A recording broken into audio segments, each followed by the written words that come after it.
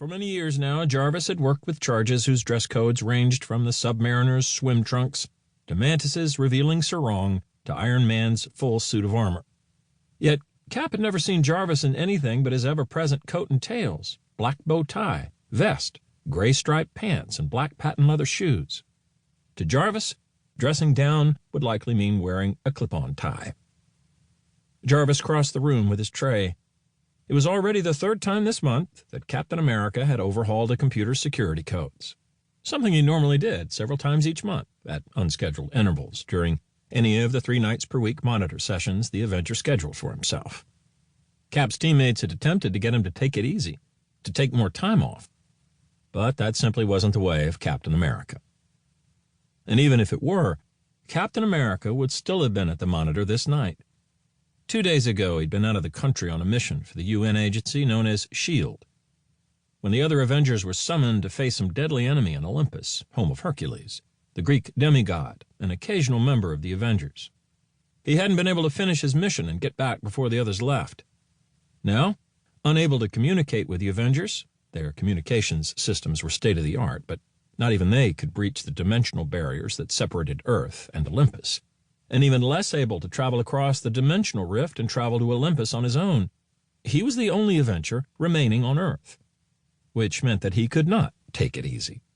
Indeed, if anything, he redoubled his vigilance, ever alert for any sign of trouble, knowing that with his team gone, he would need to be ready to spring into action at a moment's notice, leaving Jarvis to summon Earth's other heroes, such as the Fantastic Four, if the need should arise.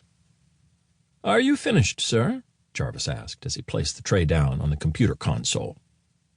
He knew that as long as the captain was modifying the security protocols, the more basic functions of the computer were offline.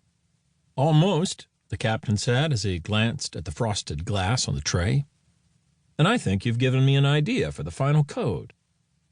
He tapped out iced tea on the keyboard and then activated a randomizer.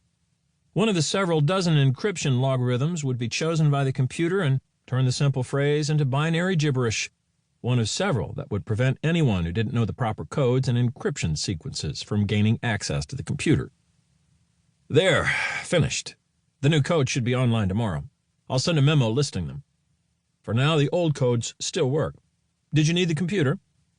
"I did, sir," Jarvis said as he sat behind his personal computer station. "I need to prepare the shopping list for tomorrow. I'm afraid our customary suppliers have ceased carrying Master Hercules' favorite brand of baklava, and I must locate a new source in case he chooses to return with the others." The captain took a bite of the simple bologna sandwich Jarvis had prepared for him, thinking he would rather meet the masters of evil in pitched combat than face the challenge before Jarvis this night. Battling supervillains had to be easier than tracking down the various foods, from international delicacies favored by African princes and Asgardian gods to the little-known brand of domestic mustard the captain himself preferred on his hot dogs, needed to satisfy the palates of the myriad heroes to whom Jarvis attended each day. As he ate his sandwich, the captain watched Jarvis work at his private computer station, visiting websites on the internet to check on the currently available foodstuff, sometimes making an order and other times leaving the page almost as soon as he entered it. He thought of the garish pulp magazines he had read as a boy. Amazing Stories, Astounding, Doc Savage, Operator 5. For all the wonders he found in their pages, the robots and personal flying packs and rocket ships, none of the super-scientific champions he read about had ever conceived of anything like the World Wide Web, which allowed a man to patronize food suppliers from all around the world while never leaving his own house.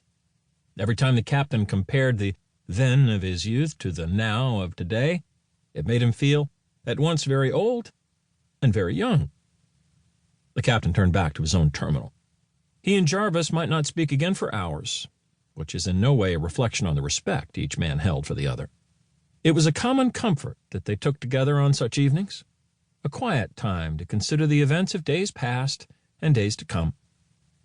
After entering a series of complicated encryption codes known only to himself and about which no memorandum had ever been sent, Captain America opened his own personal directory and called up a file. His autobiography appeared on the screen. The captain knew that, as long-lived as he was, he wouldn't be around forever. No one who had lived his life could believe otherwise. He kept